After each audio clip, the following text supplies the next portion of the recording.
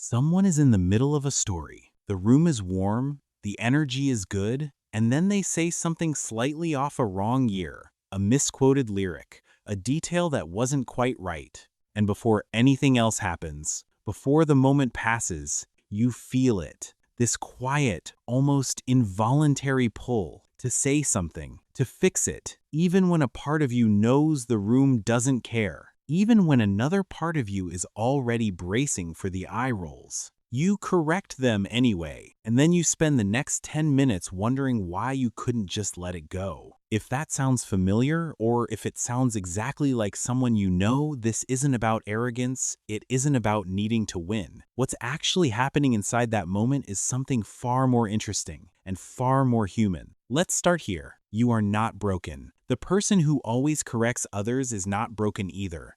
This behavior didn't appear out of nowhere. It didn't develop because someone decided one day to be difficult. It grew quietly, the way most psychological patterns do, out of something the brain once needed, out of an environment that taught a specific lesson over and over until it became automatic. Your brain is not misbehaving.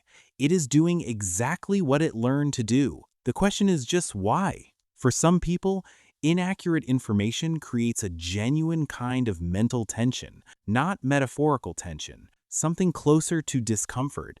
Their brain processes an error the way other brains process a sound that's slightly off pitch. There's an internal register that flags it, almost before conscious thought catches up. Psychologists sometimes call this cognitive precision orientation, a tendency toward exactness that isn't just intellectual preference, it's neurological wiring. Some minds are built to track inconsistencies, to notice when the details don't line up, and when those details get spoken out loud incorrectly, the brain doesn't file it away quietly, it flags it urgently. Think about someone you know who works in a technical field, engineering, medicine, law, research. Someone who has spent years being trained that precision matters, that a misplaced decimal or a wrong term doesn't just sound wrong, it times is times wrong, in ways that have consequences. For that person, a casual error at a dinner table doesn't feel casual. It feels like something that needs addressing, not because they're trying to dominate the room, because their nervous system genuinely doesn't know how to leave it alone. For some minds, accuracy doesn't feel optional. It feels psychologically necessary. But there's another layer, one that goes deeper than wiring. Some people correct others because it gives them something they rarely talk about needing. Control. Not control over people, control over the environment, over the information floating in the room, over the version of reality being collectively agreed upon. When details are wrong, there's a subtle chaos that enters the picture, and some nervous systems are exquisitely sensitive to that kind of chaos. Order seeking isn't just a personality quirk. For people who grew up in unpredictable environments, homes where the rules shifted,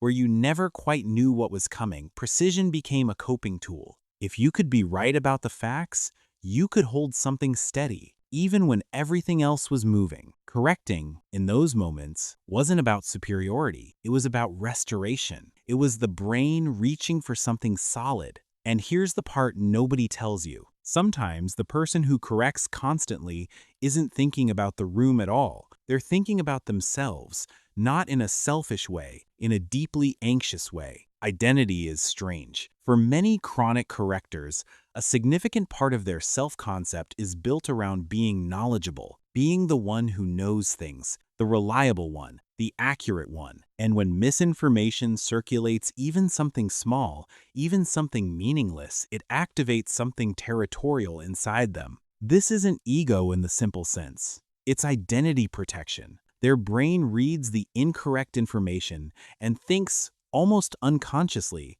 if I don't address this, I am complicit in it. And complicity in error is a threat to who I am. So they speak. Not because they rehearsed it, because their sense of self felt briefly at risk, and correcting was the fastest way to restore it. This is why they sometimes correct even when they know it's bad timing. The discomfort of staying silent outlasts the discomfort of the awkward moment that follows. Now consider this. Many of the people who correct most compulsively grew up being praised for it. Think about a child who was rewarded for getting the answer right, who was celebrated for knowing things other kids didn't, who learned early that intelligence was their currency, the thing that made adults smile, that made them feel safe, that made them belong. That child's nervous system received a very clear signal. Being correct earns love. Being wrong earns disappointment. That lesson doesn't disappear when you grow up. It goes underground. It becomes automatic. Years later, that child, now an adult, in an office, at a family dinner, on a first date, still feels the old equation running quietly in the background. Error equals danger.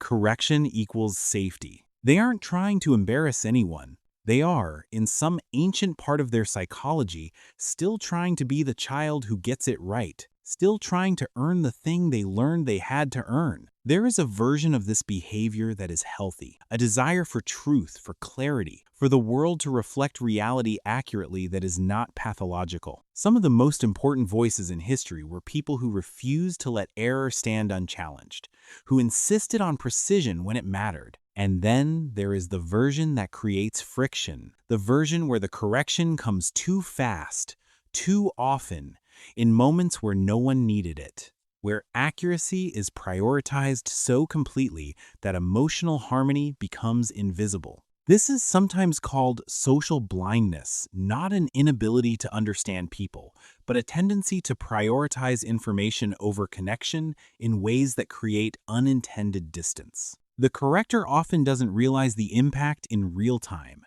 They are so focused on the content of what was said that they lose the context of how the room felt. They don't mean to flatten the energy. They genuinely didn't notice it was there to protect. There's one more current running through all of this, and it might be the most underappreciated. Some people correct others because they are quietly afraid of misrepresentation, afraid that wrong information will spread, calcify, and become someone's reality. Highly analytical minds, especially people who think in systems, in cause and effect, they often struggle to watch an error circulate without imagining its downstream consequences. They aren't trying to win an argument.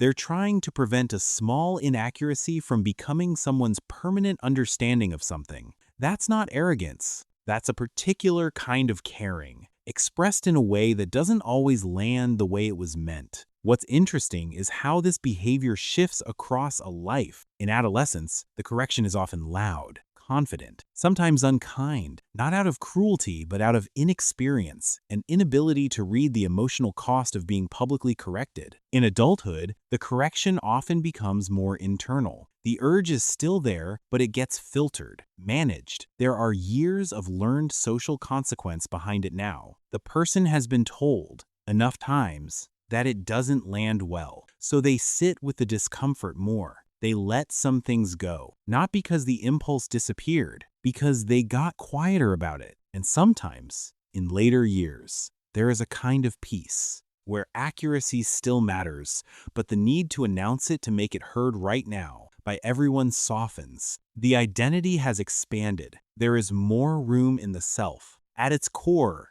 this behavior is regulation. It is the brain doing what brains do, restoring a sense of order when something threatens it. Correction is an anchor, a way of pulling reality back to something stable, something known, something the mind can rest on. Like a familiar room you return to when the world outside feels too loud. You're not there because it's exciting. You're there because you know it, because it holds. The person who always corrects others has found, somewhere along the way, that accuracy is that room. Maybe they aren't obsessed with being right. Maybe accuracy became psychologically tied to safety long before they were old enough to choose it. Maybe precision was the thing that earned them love, or restored order, or gave them an identity to stand inside when everything else felt uncertain. They are not broken. They are not unkind by design. They are human, in a very specific and very understandable way. And if you recognize this in someone you love or quietly in yourself, maybe the most honest thing you can do is simply notice it, not fix it, not perform it differently. Just know where it came from. That's usually enough.